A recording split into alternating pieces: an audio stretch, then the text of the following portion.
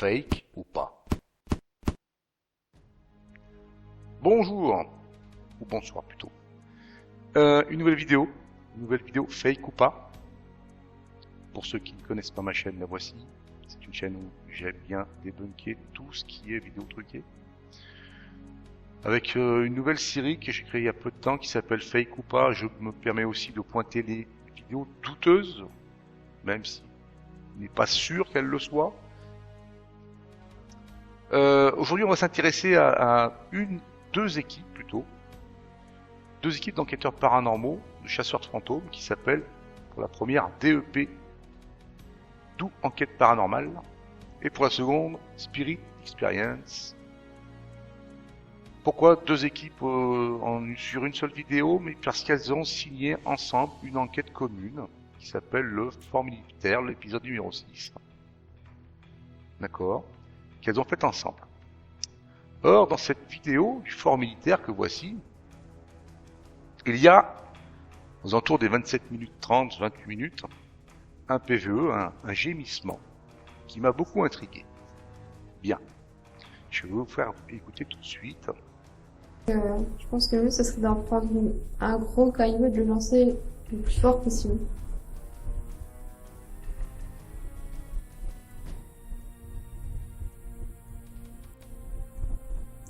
Un cri, un grincement, vous avez toujours le petit appareil qui est dans la main d'Agathe, vous pouvez vous approcher d'Agathe. Elle ne mord que Les chauves-souris. que les chauves-souris, exactement. Bien. Voilà.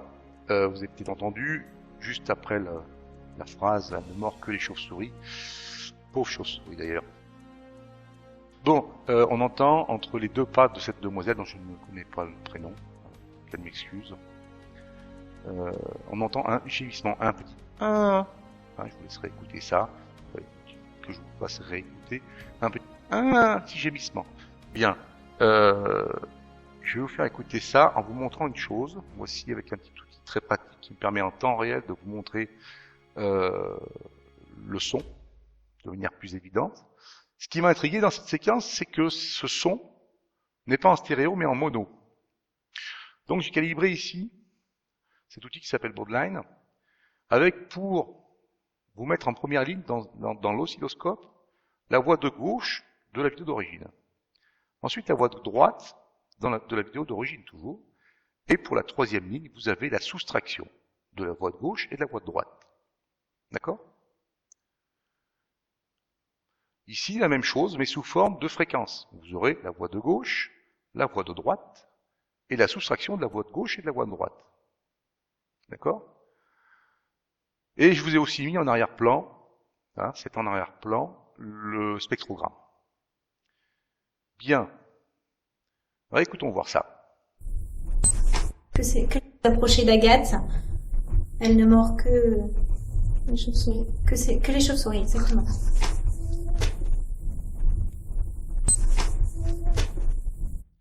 Bien. Le son est manifestement un son en mono, et ça m'a beaucoup intrigué. Vous avez ici deux fréquences qui s'annulent, et vous avez un oscilloscope plat. Les fréquences qui sont ici gauche et droite s'annulent, pareil, on n'a plus rien. Et lorsqu'on regarde le spectrogramme, c'est pareil, les deux spectrogrammes de gauche et de droite s'annulent, il ne reste quasiment rien. D'accord?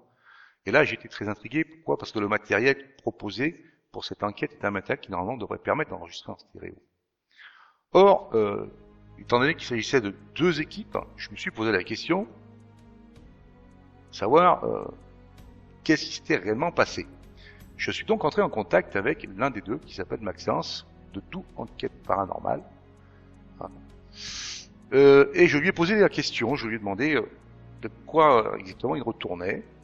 Et j'ai beaucoup demandé, et j'ai eu les réponses que j'attendais, concernant le matériel utilisé. D'accord? Et il m'a été confirmé que le matériel utilisé, dont voici exactement les références pour la caméra ainsi que pour le micro, est pourtant du matériel en stéréo. Donc pourquoi ce son, cette séquence, ce PVE est-il arrivé en mono dans le montage? Ça c'est très embêtant, c'est très troublant. Pourquoi? Parce que lorsqu'on parle de son, il est une évidence claire et nette, c'est qu'il est plus difficile de masquer une modification sur un son stéréo que sur un son mono. Pourquoi? Parce que le son en stéréo, on peut spatialiser le son. On peut savoir si le son est produit de la gauche, de la droite. Hein. Alors que sur un son mono, c'est un son plus plat, il est plus facile de camoufler quelque chose. Bien. Donc là, je me pose la question, que s'est-il donc passé? Donc, dans cette conversation que j'ai eue avec Maxence, qui a été assez longue, que j'ai même enregistrée d'ailleurs, il le sait, je le lui ai dit, mais je lui ai dit que je ne la produirais pas. Il m'a demandé de ne pas la produire. Bon. Je suis quelqu'un de gentil, même si la loi m'autorise, puisque je lui ai dit que j'enregistrais, je vais pas le faire, mais il m'a bien garanti que le son provenait de sa caméra, et que sa caméra, les références, nous indiquent bien clairement que elle enregistre en stéréo et que le micro est un micro en stéréo. Bien. Vous avez vu, ce n'est pas non plus n'importe quoi comme matériel. C'est déjà pas mal. Suite à ça, très rapidement, nous avons SXZ qui va se prononcer sur sa page Facebook en parlant de cette discussion avec Maxence. Et il va nous dire plusieurs choses, notamment que le rush original lui a été remis en main propre et que moi, cet ingénieur amateur, oui, je le dis bien, je suis un amateur, hein, mais un amateur peut voir des choses aussi bien qu'un professionnel. D'accord ? Bien. Et que je ne souhaite pas que Maxence m'envoie le rush original. Bon, là, il y a eu méprise. Hein. Il y a eu méprise. Maxence m'expliquera par la suite. Nicolas n'a pas bien compris. Je ne suis pas là à réclamer les rushs de qui que ce soit. D'accord ? Ce n'est pas mon rôle et je n'ai pas à le faire. Par contre, lorsqu'on m'envoie un rush, je le prends et je le regarde. Bon, c'était au mois d'octobre. J'ai pas bien eu le temps de m'occuper de tout ça. J'ai eu plein de choses à faire. Aujourd'hui, je vais vous livrer un petit peu ce que j'ai trouvé. Et ce qui m'a beaucoup surpris, c'est que ce son, je vais vous le montrer maintenant avec le logiciel Audacity, ce son, cette séquence, ce rush original qui m'a été envoyé par Maxence, en m'expliquant qu'il s'agit du rush qu'il a lui-même envoyé à Nicolas, est un rush mono. Lorsqu'on fait la soustraction, on est sur un rush qui est en mono. Comment cela est-il possible? Bien, voici Audacity. La piste audio-vidéo, parce que c'est un fichier audio-vidéo, c'est un MP4 qui m'a été envoyé par notre ami Maxence. Hein, c'est un MP4, nous avons donc les propriétés qui sont là. Hein, donc ça correspond bien en termes de résolution d'image pour la partie vidéo à 3840 par 2160. On est bien dans les données de la caméra. Bon, tout a l'air d'être ok, le débit vidéo, tout a l'air d'être ok. Bon. Elle dure 3 minutes 18 à peu près, 17, 20, cette séquence. Et le petit PVE est bien présent. Elle ne mord que les chauves-souris. Que les chauves-souris, exactement. Le petit entre les deux bruits, deux pas étranges. Bien, lorsqu'on fait la soustraction, on a donc deux solutions pour le faire. Vous avez une option qui est très pratique qui s'appelle Vocal Remover dans Audacity. Un Vocal Remover, hop, qui est ici. On va retirer les voix, on prend la totalité et on valide. Et vous avez le résultat. On n'a plus rien. D'accord ? Bon, on va le faire de l'autre façon. On annule ça. On va tout simplement séparer les deux pistes. On va séparer, hop, voilà, la première piste on va l'inverser, effet, inverser, donc cette piste qui était en valeur plus 1, elle est devenue moins 1, et on va additionner les deux pistes, hein, l'une sur l'autre, moins 1 et plus 1, ça fait 0, donc on obtiendra, si c'est un stéréo, le restant, le résultat, hein, la différence entre gauche et droite, et lorsqu'on fait, hop, on mixe et on devient une nouvelle piste, la voici une nouvelle piste et on se rend compte qu'il n'y a plus rien à part un petit bout, un petit reliquat ici de compression audio. Tout le reste est en mono.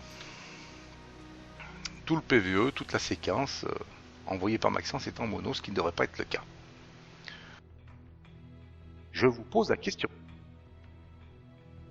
Comment cela est-il possible? il y a un truc qui me colle plus là. Que s'est-il passé? Ça, c'est une bonne question, je crois. Hein? Alors pourquoi ai-je reçu un rush en mono au lieu de recevoir un rush en stéréo? C'est très embêtant. C'est pas très encourageant.